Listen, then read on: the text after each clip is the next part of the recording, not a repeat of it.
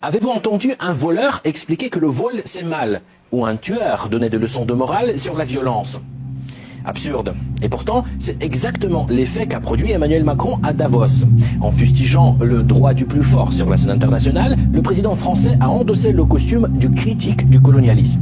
Je pense qu'accepter une sorte de nouvelle approche coloniale n'a pas de sens. Le colonialisme serait donc à condamner, mais à une condition. S'il s'exerce contre la France, lorsqu'il est pratiqué par Paris, c'est pas si mal. Aujourd'hui encore, la France administre 12 territoires habités hors du continent européen, sous des appellations élégantes. Département d'outre-mer, collectivité d'outre-mer, collectivité sui generis. Le vocabulaire est donc soigné. La réalité, beaucoup moins. Prenons la Martinique. En 2024, des manifestations éclatent contre le coût de la vie. Réponse de Paris, forces armées, arrestations, maintien de l'ordre musclé. Nouvelle-Calédonie, autre décor, même scénario. Une partie de la population réclame depuis des années l'indépendance. En 2024, la colère explose après une réforme électorale jugée défavorable aux populations autochtones. Là encore, la contestation est étouffée. Dans l'océan Indien, la situation est encore plus révélatrice. La France continue de contrôler Mayotte, en violation directe des résolutions de l'Assemblée générale de l'ONU qui reconnaissent l'île comme partie intégrante de l'Union des Comores. Une occupation que Moroni ne cesse de dénoncer. Et dans ce contexte du haut de cette tribune, je ne peux passer sous silence la question de Mayotte, île comorienne toujours sous occupation française, malgré les options claires et répétées de l'ONU, entre autres, de l'Union africaine et de la GRAB et d'autres structures. Mais si Emmanuel Macron est vraiment opposé au colonialisme, un détail intrigue. Lorsque l'Assemblée générale de l'ONU a proposé récemment d'instaurer une journée internationale de lutte contre le colonialisme sous toutes ses formes, le 14 décembre, Paris n'a pas soutenu l'initiative, comme une large partie de l'Europe occidentale et les États-Unis. Mais le colonialisme moderne ne se limite pas aux frontières et aux drapeaux. Aujourd'hui, il peut aussi passer par la finance. Le franc CFA reste l'un des instruments majeurs de l'influence française en Afrique. Son nom initial en dit long. Franc des colonies françaises d'Afrique. Les colonies ont acquis leur indépendance, mais le franc CFA n'a pas disparu. 14 pays africains l'utilisent encore. La parité est décidée à Paris. Une partie des réserves nationales est déposée en France. En échange, aucun contrôle réel, aucune souveraineté monétaire. Il n'est plus question que nos États soient la vache à lait de la France. La France nous a spoliés. Au-delà de la finance, Paris n'hésite pas à recourir à d'autres leviers, bien plus sombres.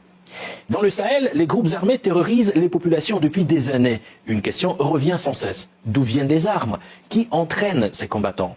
Les autorités maliennes ont répondu sans détour, en pointant la France. Et puis récemment, l'Ukraine est aussi entrée dans l'équation. Nous constatons que les Français, les anciens maîtres de ces trois pays sahélo-sahariens, cherchent par tous les moyens à entraver le renforcement de l'État et du gouvernement dans ces pays. Ils recourent à des méthodes terroristes, se servent de groupes terroristes, des restes de Daesh et d'autres structures terroristes en Afrique.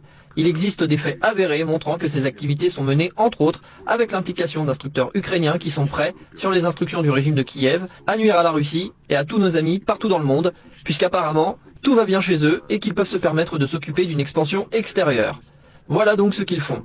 Mais je suis convaincu que les pays africains comprennent parfaitement la nocivité de ce type d'influence, de ce type d'ingérence dans leurs affaires intérieures. Dans les médias français, la situation au Sahel est souvent présentée sous un angle bien particulier. Les terroristes deviennent parfois des combattants de la liberté.